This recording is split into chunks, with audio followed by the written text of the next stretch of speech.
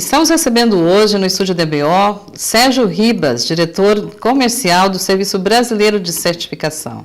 Seja bem-vindo, Sérgio. Vamos conversar um pouquinho sobre o Sisbov. Como é que está hoje esse mercado? Evoluiu ou continua muito paralisado? Maristela, primeiro, o Sisbov teve um divisor de águas. Em 2008 entrou de fato uma nova instrução normativa regulamentando todos os critérios que os produtores deveriam atender para exportar para a União Europeia. De lá para cá, houve uma evasão grande de produtores, de certificadoras, enfim, e hoje amadureceu bastante a certificação Europa. E este ano nós estamos assim com uma demanda bastante interessante, porque abriu aí a exportação e, portanto, os principais frigoríficos exportadores estão fomentando aos fornecedores que há uma necessidade dele atender a norma para poder exportar mais. Abriu como? Abriu o volume. Abriu o volume. Tem uma demanda maior. Veja bem, vamos falar um pouco de números aqui. O Brasil ele vem atendendo por volta de 1.650, 1.680 fazendas certificadas, em um volume anual de próximo de 4 milhões de animais, tá? Só que esse número ele vem se mantendo há 8 anos, para você ter uma ideia. Eu venho acompanhando isso há um bom tempo e há 8 anos eu vejo que o número quase não se altera. E dentro da SBC, eu pude observar que já esse ano teve um acréscimo de novos clientes. O que acontecia no passado? Havia uma migração de uma certificadora para outra. Então era o mesmo produtor trabalhando no mesmo protocolo, mas migrava de uma certificadora para outra. Agora não. Eu estou vendo novos produtores aderirem ao Sisbov, pela demanda que os frigoríficos estão. E essa demanda maior da Europa tem alguma motivação específica? Eu acredito que seja preço, mercado interno muito fraco, para comer, para comercializar, e acho que nós estamos num momento não tão favorável, e então os frigoríficos, como mandam poucas peças do animal Europa para lá, e eles estão aumentando o volume, e então necessariamente teria que aumentar o número de fazendas habilitadas também. Com certeza tem a ver com a alta do dólar também, né? Também com certeza. Também assim, a gente pega a moeda lá que é o euro, não desvalorizou perante ao dólar igual você pega outros mercados como Egito, Turquia e alguns outros países que o Brasil exporta, perdeu mais poder de compra que nós, os brasileiros.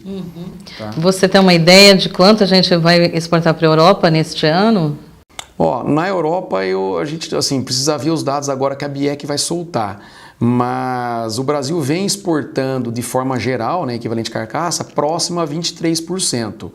Se a gente vê o ano como um todo, os gráficos que a BIEC soltou agora nesse último mês, praticamente todos os meses foi um número maior do que o ano passado. E eu acredito que nós vamos ter um ano bem melhor que o ano passado em números de exportação. A gente ainda não tem os dados da Europa, no caso. Especificamente da Europa, não. Tá. Esse mercado, quer dizer, os frigoríficos estão pagando melhor o produtor por esse animal Europa? Estão pagando. O que acontece? Claro que cada região tem assim a sua política comercial.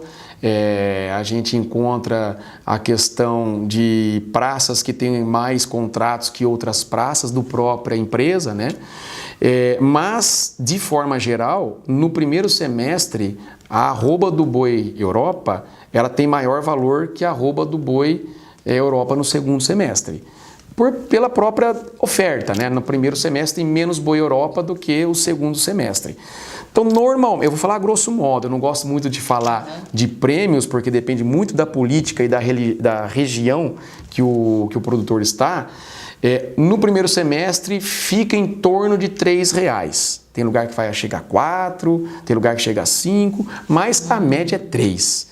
E no segundo cai um pouco, cai para R$2, média. Tá? Tem lugar que é um pouco mais, mas no mínimo 2, que nós estamos agora no segundo semestre. A maioria tem frigoríficos que mantiveram o preço de R$3, mas tem muitos negócios acontecendo a R$2 a mais na arroba. Então subiu mesmo, porque era uma média de 2, em alguns momentos até 1, ou nada, nada. Alguns estados ficaram tempo sem prêmio e os produtores ali firmes com a certificação.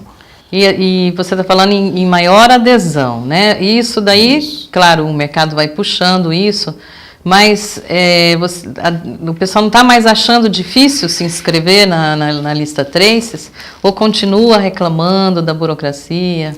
Na verdade, a certificação, ela tem os critérios para ser cumpridos, tem as auditorias que acontecem a nível federal ou estadual, né? Que tem os auditores para ir lá aprovar o trabalho da certificadora e do produtor e encaminhar a fazenda para uma lista que é a lista Trace, mas a regra não mudou, faz 10 anos que a regra é a mesma. Então, o que eu vejo, o que eu falo para os meus clientes? Na verdade, não é o produtor de 1.000, 2.000, 10.000 boi. É a cultura que o produtor tem, a habilidade que o produtor tem em colocar processos, gestão. Então, quem já tem controle, fica muito mais fácil a adesão à certificação Sysbov. Agora, quem não tem controle nenhum da sua propriedade, é muito mais complexo e aí tem as queixas, que é muito difícil, que não sei. Então, precisa ter muita disciplina. É difícil? Não. Não é difícil. Só que tem que ter um controle, uma disciplina em cima do que está fazendo. E ainda predominam os confinamentos na lista 3? Em número de animais, sim. Em número de fazendas, não. Mas em número de animais, com certeza, né? Com certeza. Com certeza, Hoje, desses 4 milhões que você falou, quantos viriam de confinamento, no seu ponto de vista? Mas, Stella, assim, vamos pegar o percentual da SBC. Dentro da SBC, que tem até um volume expressivo da carteira nacional, nós trabalhamos em torno de 500 e poucas fazendas. Em número de propriedades, é mais produtor, que a gente chama de criação, do que produtor de confinamento. E tem as mistas, né? Mas em número de volume, uns 65%. 65%. Do desfrute disso aí. Entendo. É uns 65%. Quer e dizer, esse número aumentou. Esse ano.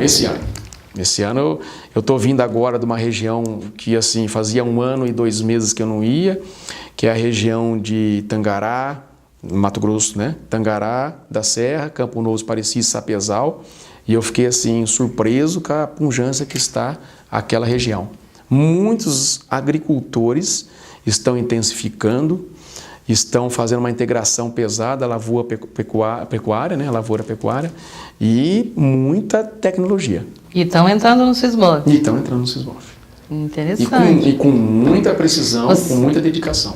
Você acha que a norma que rege esse mercado, que se prometeu tantas vezes, né, de reformular, simplificar, ela tem alguma chance de mudar a curto prazo? Olha, nós estamos passando, nós que eu digo é o setor, né? A certificadora, o produtor e o próprio Ministério da Agricultura que regulamenta tudo isso aí.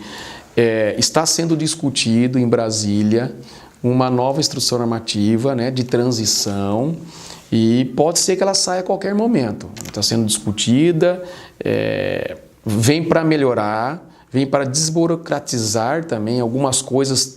A tendência é cortar, porque já tem 10, 11 anos que nem a instrução normativa saiu em 2006, em 2007 foi um ano de transição, em 2008 só entrou a valer essa instrução atual que é hoje.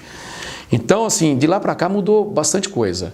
E tem documentos ou tem alguns procedimentos que são usados que realmente deveria sair dessa nova, dessa IN e caminhar para uma nova IN. Por exemplo? Por exemplo, uma assinatura da defesa local que o produtor entregou tal documento à certificadora e à defesa, entendeu? Hoje está tudo digital, todo produtor hoje tem acesso online ao seu extrato, a seu saldo, às movimentações na defesa sanitária. Então, isso é uma das coisas que tende a sair, porque é mais um jogo de documento que você tem que levar na defesa sanitária, pegar a assinatura da pessoa que recebeu esse documento e mostrar numa auditoria da certificação. Você entendeu? Então, não faz muito sentido, né? Isso é um dos exemplos, está sendo discutido bastante coisa. Mas você acha que sai realmente? A gente está até assim um pouco desconfiado disso, né? Desde quando saiu a PGA, vem sendo discutido uma nova instrução normativa, sim, né? Exatamente. Faz muito tempo, 5 anos? Mais que isso. Uns 8 anos. 8 anos. E meu sócio, ele vai muito a Brasília a discutir algumas coisas lá, próprias nossas, e assim, ele nos trouxe que a tendência é ser publicada esse ano ainda. Mas depende do Ministério da Agricultura, né? E tem alguma chance, Sérgio, da gente acabar com a lista 3, do Brasil se livrar dessa lista 3? É difícil. É difícil? Eu acho difícil. Assim, foi uma evolução quando o Ministério da Agricultura conseguiu, eles pleitearam isso na DG Sanco, no FVO, né? Porque antes do processo, Maristela, eu não sei se você está lembrada, o Brasil fazia as auditorias, pegava os pacotes, mandava para lá, para eles publicarem na lista. A gente não tinha o direito nem de publicar autorizar os produtores que estavam aprovados a exportar, a mandar frigorífico para exportar. Então, isso já foi assim uma conquista enorme. E a gente, que eu digo o Brasil, né, os Ministérios da Agricultura, ter a questão dele colocar a fazenda na lista de exportação Europa, que é a Trace List. Então já é um avanço, mas agora a exclusão dessa lista eu acho muito difícil. Até, Maristela, só vamos fazer um parênteses, nós investimos em 2 estados, que é Rondônia e Tocantins. Você se lembra que estava na iminência de sair a liberação para exportação à Europa? Então envolveu toda a cadeia, as federações e mais Distrito Federal, tá? As federações desses 2 estados, associações, bancada ruralista, todo mundo em prol da habilitação do estado. Então nós montamos uma equipe em cada estado, certificamos 3 fazendas, custeamos isso, recebemos a auditoria do Ministério, o Ministério recebeu a Europa, tudo pronto. A gente estava ainda no evento o ano passado em Cuiabá, da Intercorte, né? E veio uma notícia para nós que a DG Sanco deu o parecer favorável e seguiu para o Parlamento Europeu. E na semana seguinte veio a carne fraca. Aí desandou tudo, Maristela. Infelizmente, até hoje, esses 2 estados continuam Zona 2 e nós não temos ainda uma expectativa, ainda que saia esse ano ou quando sai, a liberação desses 2 estados para entrar em zona habilitada para exportação para a Europa. Seria uma conquista enorme. Seria mesmo. Tem plantas habilitadas lá, plantas de empresas grandes exportadoras nos 2 estados e, infelizmente, animal que vem de lá para cá bloqueia a fazenda por 90 dias porque são zonas não habilitadas a exportar à Europa. Quer dizer, é um mercado que evolui muito devagar, né? De muita dificuldade, né? Mas assim, não existe volta, não tem retorno, o mercado realmente exige a certificação e para o produtor poder entregar esse animal para o frigorífico exportar, precisa da certificação Europa. Hoje, quantas certificadoras atuam nesse mercado? Eram mais de 20, né? Olha, se eu contar para você, Maristela, chegaram a abrir 74 certificadoras. 74. Isso há muito tempo. 2004. Até 2005 foram abrindo certificadora. A hora que saiu a regra nova, foi excluindo o certificador, assim, foi desligando. Hoje, eu preciso ver o número de fato que está cadastrado no Ministério, mas são 18 aproximadamente certificadoras, tá? 18. Dessas 18, umas 5 movimenta uns 90% do mercado europeu, de certificações habilitadas para o mercado europeu. Tá? Esse é o volume. Mas o que acontece? Tem muitas certificadoras boas também que ficam mais regionais. Então elas se estruturaram, se prepararam para atender mais aquela região de atuação dela. E são certificadoras muito boas também. E elas diversificaram o portfólio? Não. Essas que eu conheço e tenho bastante contato, elas trabalham com a certificação Sisbov mesmo. E vocês, como é que vocês se posicionaram, já que é um mercado difícil, para crescer, como vocês se posicionaram? Pois é, assim, que nós resolvemos há uns 2 anos atrás? De fato, a gente trabalha com um protocolo, que é a certificação Sisbov, dentro de um segmento que é a pecuária, né? Estamos bem posicionados, com uma equipe boa, com estrutura, procedimentos, mas a gente fica muito refém do mercado, porque se der algum problema e o Brasil perder a exportação à Europa, o que a gente faz com a empresa que vive da certificação à Europa? Então nós definimos em investir em outro ramo. A gente preparou, estruturou a empresa para ser acreditada pelo Inmetro. Passamos agora recentemente pela auditoria do Inmetro, essa auditoria de acreditação. Eu acredito que mais uns 40, 60 dias saia, né, o certificado nosso, a acreditação nossa. E entramos no Global Gap. Para isso, para certificar Global Gap, precisa da ISO 17065. Para a gente certificar o global, nós vamos entrar na questão de certificação de armazém. E dentro do Global Gap, existe vários escopos de certificação. Tanto é que lá atrás, em 2004, a gente fez o mesmo caminho, mas focamos ainda na pecuária. E aí de 2004 até 2007, nós atendemos esse mercado que chamava Eurep Gap para a certificação da pecuária, né, do setor primário, no produtor. Só que depois a Tesco, que era um dos principais compradores exigentes do Eurep Gap, parou de pedir, e aí os produtores pararam de fazer a certificação. Sim. Nós nos desligamos, né, perdemos o credenciamento e a acreditação, e aí nós resolvemos de fato agora entrar na certificação global, mas para FLV, na parte de frutas, verduras e legumes e grãos, né? Nesse mercado é forte a certificação? É forte. Maristela, já tem mais de 15 anos, né, quase 20 anos de Global Gap, né, antigamente era o Eurep Gap, e fruta sempre houve a certificação e nunca parou. E fruta, até faço uma analogia com o Sysbov, né? Ela precisa da certificação para exportar para a Europa. Senão não exporta. Senão não exporta, que nem o Sysbov, não consegue.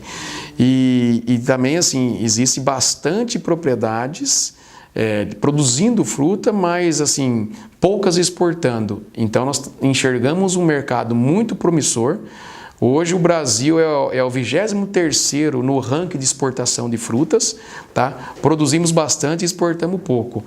E a tendência é cada vez mais, né, conforme os anos vão passando, a crescer essa exportação, e o Global Gap vai continuar aí na questão de certificação para poder... É o passaporte para exportar essas frutas aí. E que outro mercado de certificação você vê potencial na pecuária? Na pecuária...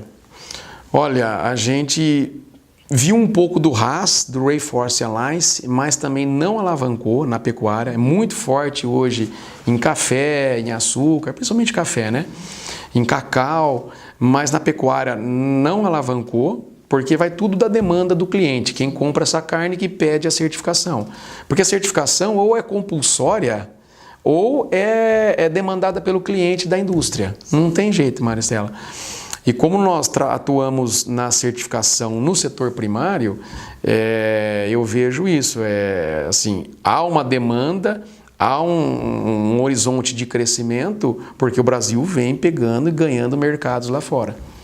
E frutas é um mercado muito rico, sabe? Sim. E estamos entrando também, assim, um pouco na indústria, em questões de certificação de terceira parte, em normas particulares da indústria. Então a indústria cria uma norma particular, pode ser que derive um selo disso ou não, e nós vamos validar o processo que eles estão cumprindo aquela norma que eles escreveram. É uma certificação de terceira parte.